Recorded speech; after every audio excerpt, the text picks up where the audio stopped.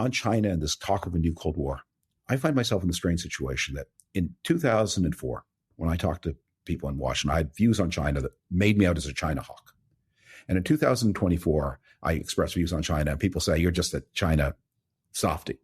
And I'm saying exactly the same thing over the time. And just this, there's been a stampede past me. And the Chinese regime, really nasty and aggressive and maybe less cautious than it used to be, which was one of its great saving graces. It was always quite cautious, at least abroad.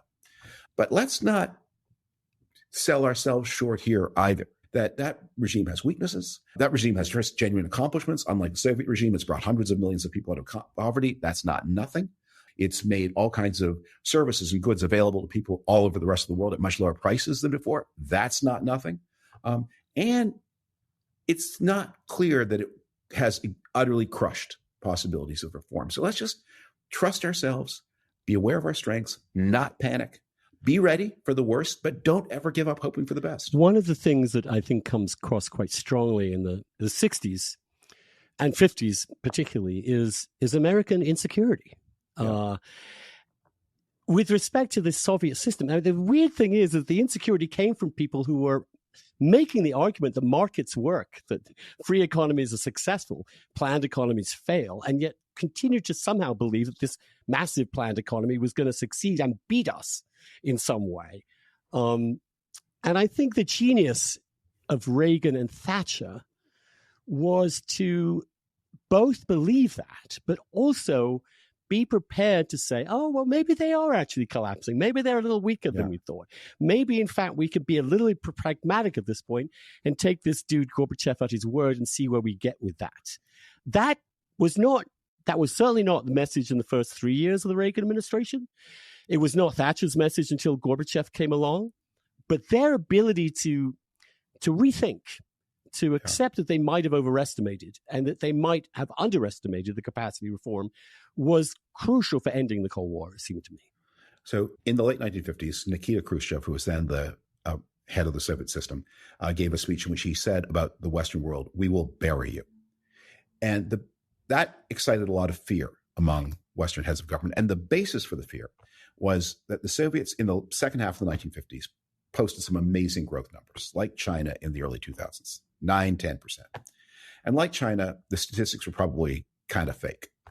But as with China, they also described something, even if the number wasn't exactly right, and how do you even calculate economic growth in a system without prices? But obviously, the Soviet Union between 1955 and the early 1960s was growing very, very fast. Now, if you step back, you realize, well, gee, wait a moment. So this was before the Bolshevik Revolution. This was a pretty dynamic economy. Then they had the First World War. Then they killed every private farmer in the country. Then they starved to death the Ukrainians. Then they got into a war with the Germans that burned down everything west of the Urals. And then after the war, they kept murdering people. And then about 1953, they stopped murdering everybody and started rebuilding some of their ruined cities. You would expect a pretty impressive growth surge from that bounce back. That doesn't mean you're ever going to be as prosperous as, some middle-income country somewhere, but there is some possibility to catch up, and you should expect that, and you shouldn't be surprised that it happens. But it will burn itself out because it's still a crazy economic system. But the Kennedy administration, in particular, got very frightened of these numbers. That led to some good decisions, like one of the reasons that John F. Kennedy relaxed the tight fiscal discipline of the Eisenhower years and set the United States on the way to the growth of the 60s was to catch up, but also led to some really bad decisions, some panic that was uncalled for. And it led to a belief and then it led also to some people to believe the system would be more permanent than what it was. And this is the thing that Reagan had, is because he believed so strongly in markets, and Thatcher too. They said the Soviet system has to collapse. They are taking perfectly good pieces of leather and turning it into worthless shoes that nobody wants. This can't continue forever. And it will stop. And at some point, as Reagan said in response to Khrushchev, that it is the Soviet system that will end up in the dustbin of history. And I think we are seeing this very much with China now. A book that influenced me very, very much when I read it 20 years ago was a book by a Stanford economist named Min-Shin Pai called China's Trap Transition.